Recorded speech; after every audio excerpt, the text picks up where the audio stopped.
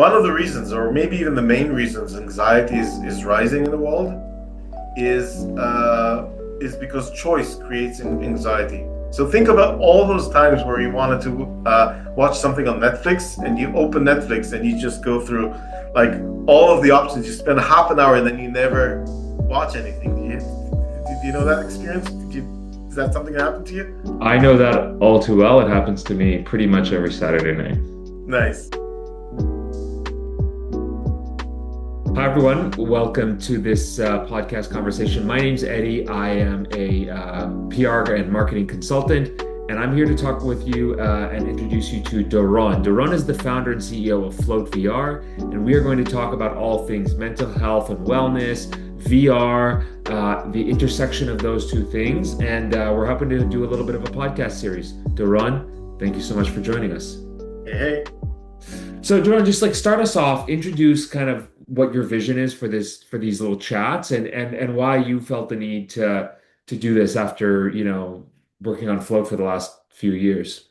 Great question. I just feel that we've been communicating with our users through Facebook groups and through emails. But I think there's a lot, like there's so much interesting stuff going on around Float, and also so many interesting concepts and science and some deeper things that just don't translate well in emails. People just don't have the attention span. I don't have the attention span. Half of our users, if not more, are ADHD. So nobody's reading long emails these days. But I think this format where we can actually have a chat and people can just kind of play it somewhere in the background, watch it or not watch it, whatever. I think that's a really fun way of just delving a bit deeper into Float. So that's my hope. I love that. So, walk us through kind of, you've got some things going on in content creation right now. Well, maybe actually before we do that, level set the conversation. So we're sitting here today, it's basically July 1st, a couple days after. Where are we in the Float evolution and universe? Talk to me about where we've been, and then the next question will be where we're going. But for now, just like bring us up to speed on all the things that you've created with Float. Wow, that's a huge. So as you know, I'm prone to long-winded answers, and I'll try not to do that. Yeah. But yeah, we started around 3 years ago for like the very initial concept when we didn't even know what we were building. We were kind of doing like almost like a walk in the park kind of thing, and it's just an experiment. And then we found out that it's actually helping people for in their mental health. And so, but the idea was always from the beginning to have it something that is different every time. It's like going for a walk in the park, but the park is different every time. And that's been, and along the way, we got more and more into just also keeping it simple. So that those are kind of like, if I can say, like the two big sort of concepts is like it's it's different every time, so that it's always fresh, and it's simple. So when you want to relax, you don't have to choose between many things. You just say, I want to relax, and then you relax, or I want to energize, and then you energize. And so within that sort of, and the concept of, what am I going to experience today, right? And so within those simple contexts, we've been building and adding worlds, but trying really not to complicate things, even though we're still adding more and more content all the time. And there are some interesting ways that we can delve into in a bit on how we do that, like how we keep things simple while adding more content. So let's dive into it. How do you do that? Um, so, but you know what? Just before the how, I want to just double click a little bit on the why, Please. because our understanding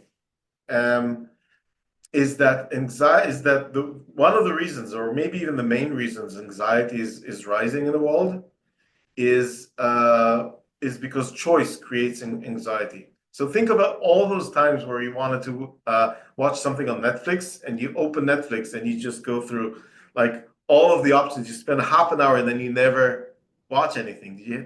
Do you know that experience? Is that something that happened to you? I know that all too well. It happens to me pretty much every Saturday night. Nice. Yeah, it happens to me all the time as well until I actually canceled Netflix. Yeah.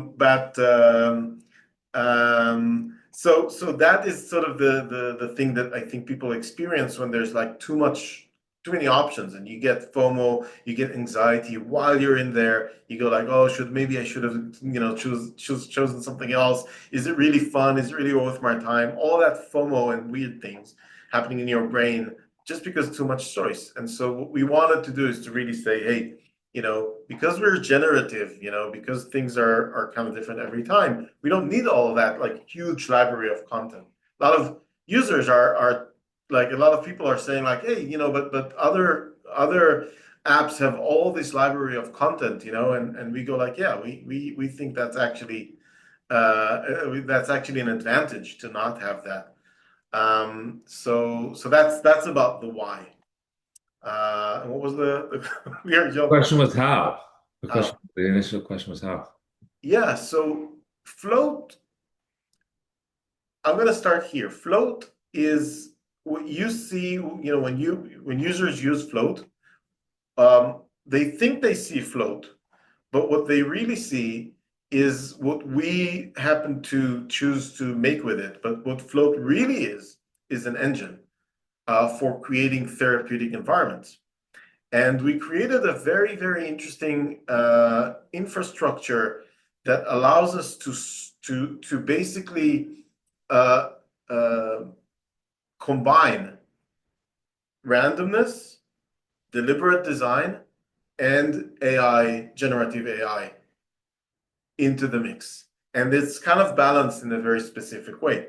And that means that without changing the logic of the world, the design of the world, we can add things in. We can just change things in a way, sometimes even very subtle ways, in a way that really make them feel very different, even though the logic of the world is still the same. Does that make sense? Yes. Yeah, yeah, absolutely. So when you say how do we do that? So for a long time we've been focusing on features. We felt that there were a lot of things that were needed in terms of making Float easier to use, simpler to use, but also robust. For example, changing colors, right? And complexity and things like that. What we felt were really like people were also asking us to do, just to have a little bit more control. Um, and we came to the conclusion recently that that phase is actually not over, but almost over. There is always something, things to improve, and we have amazing ideas on how to go like long term. But in the short term, it's now stable enough for us to be able to focus on actually creating content. Because there's a lot of stuff that we like, even features that we already developed that aren't really showing themselves Mhm. yet, and they could. But that's just because we were focusing so hard on building the machine, right? That engine thing. The engine is separate from the content. Those are two Exactly. completely development processes. You nailed it. You boiled it down exactly right. Um, Okay, so let's talk about the content and let's talk about the future. So I know we're accelerating content creation. That's one of the things that you wanted to talk about. Give us the plan. What are the specifics? What can people look forward to? right. So I'm gonna divide it to three categories, I think.